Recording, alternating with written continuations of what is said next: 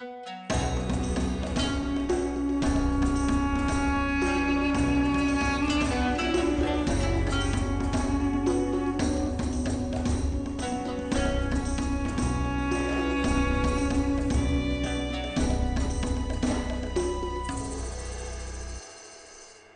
gamers, this is Liz Davidson from Beyond Solitaire, and today I'm going to be reviewing Ancient Realm. This is a little pocket-sized game published by Button Shy Games and designed by Stephen Aramini. I'll note this is not a review copy. I bought this with my own money. So here's Ancient Realm all set up. As you can see, it's just a little tiny wallet game. It's from Button Shy. It's just like Sprawlopolis or any of the other games from that company. It's tiny, but there's a lot of stuff in here. So Ancient Realm specifically is basically about building up an ancient realm. We are working to get as many points as possible by placing two kinds of cards out into our build area. So basically here's our market, and we have two kinds of cards. Here on the left we have district cards, and they're divided into little subsections that are called blocks, which I'm going to explain a little bit more momentarily. Then we also have wonders, which have a wonder and then also a little block off to the side. Then we have decks of districts and wonders that haven't quite made it into the market yet, but you'll notice they have little bonuses on the back. So basically these bonuses are active while the card is showing. So maybe there's something you really like on the back of one of these cards, but you have to keep refilling the market. So you can get yourself into quite a pickle that way. So we're going to move these off to the side. And I'm just going to show you the very, very basics of how to play. So here we have resources. So we have coins, we have wheat, we have wood, and we have stone. And these are the basic economic engine we're going to have to manipulate to get what we want during the game. The other thing is that this game ends when you can no longer play cards. So this is going to consist of us playing cards and then refilling the market until the market is empty or we can't place any more cards. So basically, if you want to place a district card, you can place that for free. If you want to place a wonder, then you're going to have to pay the cost that's printed on the wonder card. So in this case, this would be 1 wood, 2 stone, 3 wheat. Or this one's 2 stone, 2 wheat. So let's say that I want to get a bunch of money for starters. What I can do is I can just take this market card and place it here. Just no problem. I can place it right out. Then I have to refill the market. And here I'm in a bind because I really, really like the bonus that's on the back of this card that's on the market deck. New plans are drafted when building a wonder, pay 1 less resource. Like, oh man, that's so good. But I don't really have enough resources to build any of these monuments, even with a discount. So now I have to decide, like, okay, do I want to leave this here and refill the market from the wonder deck and just hope for the best? Or do I want to just go ahead and bite the bullet and put this out in the market? So maybe I want to be a little bit rebellious and place another wonder out. But the back of the wonder card is going to tell you what all the wonders do, which is that if you abandon an unbuilt wonder, you gain a resource or 2 coins. So you can always pay 2 coins for a resource, or you can abandon a wonder and get a resource or 2 money. But what that would mean is that when you decide to abandon a wonder, and you could do this from the market or from the top of the wonder deck, then you are agreeing that you'll never ever build this. And that can be a tough decision too. So we're just going to go ahead and put this in the market. Okay, so not totally sure what we're going to do with this, but I think we can maybe squirrel something for this demo. So basically what happens, I've got all this stuff out, and then I need to pick up another card. So I want to take this card and overlap it with the treasurer. So the way this works is that all these blocks in your districts are super useful, but you can only ever really use them once. So what's going to happen is I'm going to place this on top first. So I can place this card here. I can place this card here, or I can choose to overlap 1 or more districts. And so what I want to do this time is I want to put this mine here, and I'm going to decide that for 1 coin, I'm going to double the coins in my storage. So I have a price, and then I have a reward. So I'm going to go to 2 coins. But now that I'm covering this up, I can then go up to 4 coins. And like maybe I should have saved that for another time, but we're just doing a demo, so oh well. So now I'm at 4 coins because I covered up this block in my district. Mines are interesting to cover because they're worth a bunch of money, but also they're worth victory points at the end of the game if they're still showing. So you have to make decisions about how much money you want to take versus other things you could be doing. So now again, I'm in a bit of a bind because in order to put a wonder card out, I need resources. So I'd have to trash one of my wonders just to make space. Or I could take this really juicy card away from myself before I get to use the bonus on the back. And that's tough. So I think what I'm going to do is at any point in the game, you can always spend 2 gold for any one resource. So I'm going to spend 2 of my gold and go to 2.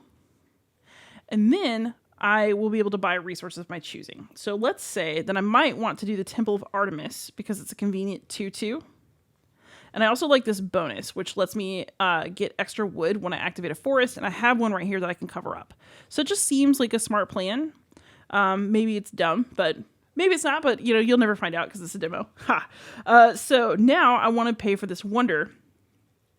And I'm going to go ahead and put this card out to fill my market. Got to keep your market full. But then I'm going to go ahead and do the Temple of Artemis. So this one will let me normally pay 2 stone and 2 wheat. However, this new plans are drafted bonus lets me pay 1 less resource when I'm building a monument. So what I can do is I pay this money. Let's say that I'm going to take a 2nd wheat because why not? And then what's going to happen is I'm going to spend all of my stone and all of my wheat at still a 1 resource discount because I otherwise would have needed 2 stone in order to build this monument. I'm going to put it here. Sadly, no, I'm going to put it here. And then if I want to get this bonus and get another wheat, I need to pay a coin. So let's say I'm going to pay a coin. I'm going to cover this block. And I'm going to get a wheat. And then I'm going to refill the market. I'm going to give up and put a district out. So now I have a different thing. When I build a monument, I get 2 money. That's also pretty darn good. So basically, as you can see, this is a game about covering things up at the right times, balancing your resources as well as possible, and choosing what you want to cover and leave uncovered. So the king is worth an absolutely epic amount of money if the queen is in the realm and you cover his block. So here's a queen. So basically, if she's in the realm and then I do something to cover the king up, then I get a bunch of money. If the king is in the realm and I put the queen out and I use something to cover her up, then I get 2 resources. But you're not going to be able to do both because one has to be in the realm for the other one's bonus to be used. So that creates lots of tension because it's like, okay, well, which one do I want? What's going to work positionally speaking? And you just keep laying cards and refilling your market from either side until you run out of options and then you count up your points. So the game is fun because you can see so many things that you can chain. But it's also infuriating if you have to give up a great bonus or maybe you make a play where you really could have used it, but then it shows up. So there's lots of fun to be had as you figure this deck out and learn more about how all the cards work together. Then, of course, at the end, you're going to score. So this is the entire rule book. It's teeny tiny, but you basically rank yourself based on how well you did. So it is a beat your own score solo game. And that is how Ancient Realm works. So let's go to some final thoughts.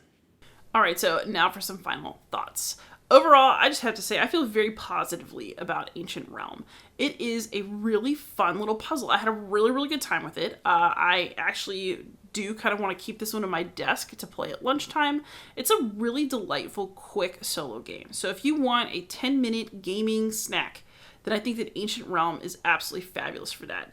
And I'm thinking about it now and just trying to express what made me feel so satisfied with the gameplay.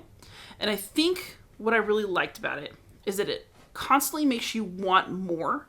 And then the game itself offers you a bunch of ways to try to make more happen. And maybe you won't quite get what you want, but you feel like a good sense of control versus luck, especially as you get to know the cards a bit better. So you get to know what monuments are there and you get to know what card combinations are available. So maybe you want to push and see if you can get something out of the deck that you really want. Or, maybe you're making decisions about which blocks to cover because you have a little bit of experience with the game and you're trying to create a chain and maybe you can or can't make it happen, but there's a lot of thrill to it.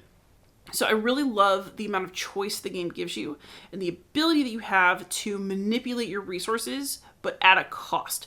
So every block you cover, you can only cover once. You have to pick the right time to do it. Every monument you decide to trash for money is a monument that leaves the game, but maybe you just really needed the gold. Figuring out which resources to pump, which monument bonuses to take the most advantage of, which times you want to not draw a district card because you really, really like the bonus on the back of that card, but then you have to deal with the consequences of that as well because there are fewer districts and more monuments out on the market, which means more expensive cards.